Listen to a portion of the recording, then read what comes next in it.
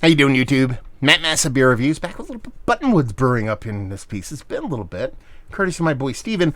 This is their In the Walls double IPA. No date in the can, so we'll assume it's fresh. 8.2%. I did a couple beers by these guys from Steven not the last time, but a couple boxes ago. Not bad beers by any stretch of the imagination. It felt like there was a bit of growth to be done there. It's probably been about 6 months, I would say. So it'll be fun to catch up and see what they got going on. Label-wise, I think it's fantastic. I'm probably missing something here when I think of In the Walls. What do I think of? They're in the walls from The Matrix. I don't think it has to do with that. It probably has some kind of musical reference, I would assume. Who knows? Anyway, love the label. Anyway, beer-wise, definitely looks a part of a big, robust, albeit maybe a little bit sweet kind of double IPA, the way it kind of leans a little bit into that amber kind of brownish hue as opposed to a big turbid, kind of fluffy, creamy snow globe or sun globe or something bright yellow, which I can't think of right now. Pinky finger, kind of neurotic, little rocky edge on it, and that rich yellow leaning into orange kind of glow to it. So definitely has the part of a double IPA. Look-wise, at least. Let's get a nose. I mean, really not much there. A little bit of soft sweetness, maybe a little tangerine vibes, maybe a little nectarine vibes, and that's pretty much it.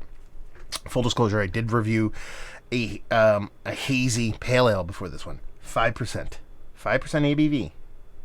Blew this thing out of the water nose-wise. So I don't feel bad following this beer up. You're talking about 3 extra percentage points ABV-wise, and a bigger beer. It should be able to hold up to that one, and that one was just crush this thing to dust, at least on the nose aromatically. So, yeah, not a big nose. Let's dive in. Cheers.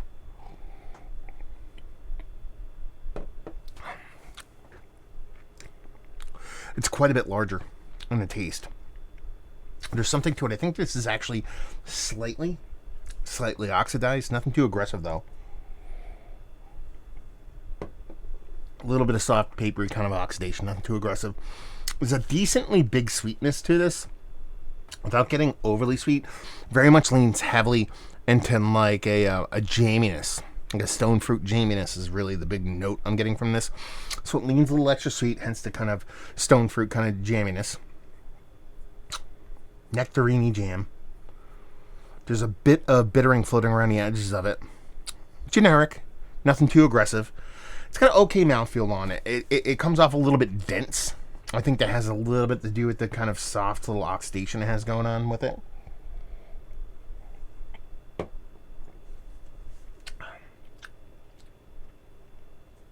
Wish there was a date on this, to be honest with you. Steven, how old is this? It is the 26th of August, 2021. I could probably go on their Instagram and find out, but I don't want to. It's got a puppy on it, though. So, how's that? It's not a bad beer. It really does taste like what a lot of people make in a double IPA kind of universe.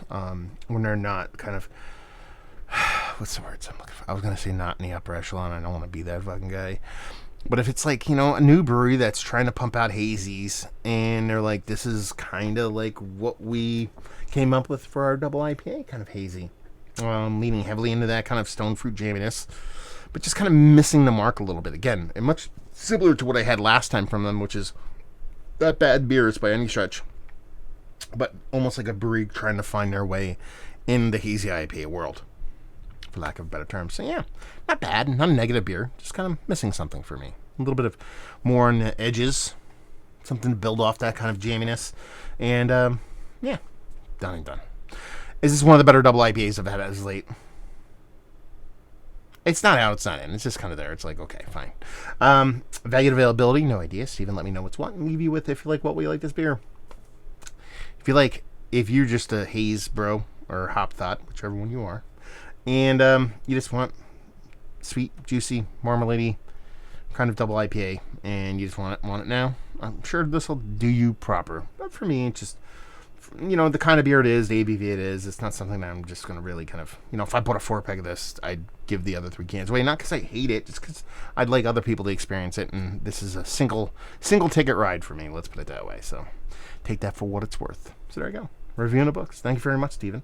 Down there, if you want to talk about it, especially if you've had this beer from these guys specifically, or any of their stuff, let me know what you think. Massive Beers, if you want to check me out doing the social media stuff. Beer Massif, if you want to check me out doing the whole podcasting thing. Hopefully you guys enjoyed the review. Hopefully you're enjoying a little bit of Buttonwoods right now. Hopefully see you next time. Cheers.